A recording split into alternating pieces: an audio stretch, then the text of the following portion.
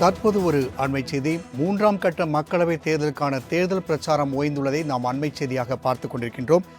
கடந்த மார்ச் 16ஆம் தேதி இந்திய தலைமை தேர்தலான ராஜீவ்குமார் இந்தியாவில் 7 கட்டங்களாக தேர்தல் நடைபெறும் என்று தெரிவித்தார். அதன் அடிப்படையில் முதற்கட்டமாக தமிழ்நாடு உள்ளிட்ட 21 மாநிலங்கள் இருக்கக்கூடிய 102 தொகுதிகளுக்கு ஏப்ரல் 19ஆம் தேதி தேர்தல் நடைபெற்று முடிந்தது.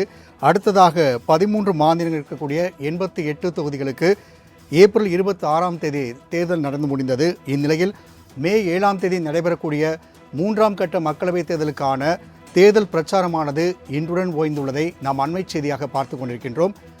மூன்றாம் கட்ட மக்களவைத் தேர்தலில் 12 மாநிலங்கள் மற்றும் ஒரு யூனியன் பிரதேசம் உட்பட 94 தொகுதிகளுக்கு தேர்தல் நடைபெற உள்ளது. இதற்காக தேசிய தலைவர்கள் மற்றும் அரசியல் கட்சி பிரமுகர்கள் தீவிர பிரச்சாரத்தில் ஈடுபட்டு வந்தனர். இந்நிலையில் கர்நாடகா, குஜராத் உள்ளிட்ட மாநிலம் இருக்கக்கூடிய 13 மாநிலங்களில் 94 தொகுதியில் ஏற்படக்கூடிய இந்த தேர்தலுக்கான தேர்தல் பிரச்சாரம் ஓய்ந்துள்ளதை நாம் அண்மை செய்தியாக பார்த்து கொண்டிருக்கின்றோம். குஜராத், கர்நாடகா, மகாராஷ்டிரா, உத்தரப்பிரதேசம் உள்ளிட்ட 12 மாநிலங்கள் ஒரு யூனியன் பிரதேசம் உட்பட 94 தொகுதிகளுக்கான மூன்றாம் கட்ட மக்களவைத் தேர்தலுக்கான தேர்தல் பிரச்சாரம் ஓய்ந்துள்ளது. கூடுதல் விவரங்கள் செய்த ராஜேஷ் வழங்க கேட்கலாம். ராஜேஷ், மூன்றாம் கட்ட மக்களவைத் தேர்தலுக்கான தேர்தல் பிரச்சாரம் ஓய்ந்துள்ளது. அங்கு இருக்கக்கூடிய அரசியல் தலைவர்கள் வெளியேவதற்கான ஏற்பாடுகள் எல்லாம் செய்யப்பட்டுள்ளதா? அதே போன்று வாக்கு இயந்திரங்கள் கொண்டு செல்லும் பணிகள் முடிவுற்றுள்ளதா? கூடுதல் விவரங்கள்.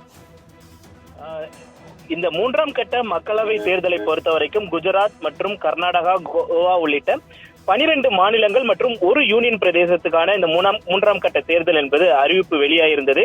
சரியாக ஏப்ரல் 12ஆம் தேதி இதற்கான வேட்புமனு தாக்கல் என்பது தொடங்கியது. இதனைத் தொடர்ந்து ஆங்காங்கே பிரச்சாரங்கள் மேற்கொள்ளப்பட்டது. பல்வேறு அரசியல் கட்சிகளை சேர்ந்த தலைவர்கள் தங்களது வேட்பாளர்களை ஆதரித்து சூறாவளி பிரச்சாரம் மேற்கொண்டனர்.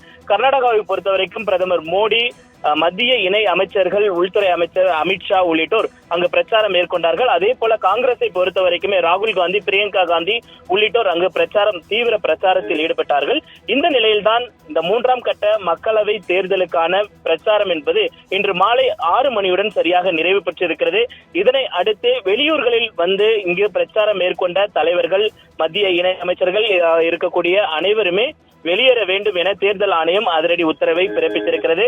இங்கு இந்த மூன்றாம் கட்ட தேர்தலை பொறுத்த வரைக்கும் சரியாக மே 7ஆம் தேதி நடைபெற உள்ளது. இதற்கான பணிகளை தேர்தல் ஆணையம் மேற்கொண்டு வருகிறது. வாக்குப்பதிவு இயந்திரங்கள் அந்தந்த வாக்கு எண்ணும் மையங்களுக்கு வாக்குச்சாவடிகளுக்கு அனுப்பும் பணி என்பது நாளை தொடங்கும் என்றெல்லாம் தெரிவிக்கப்பட்டிருக்கிறது.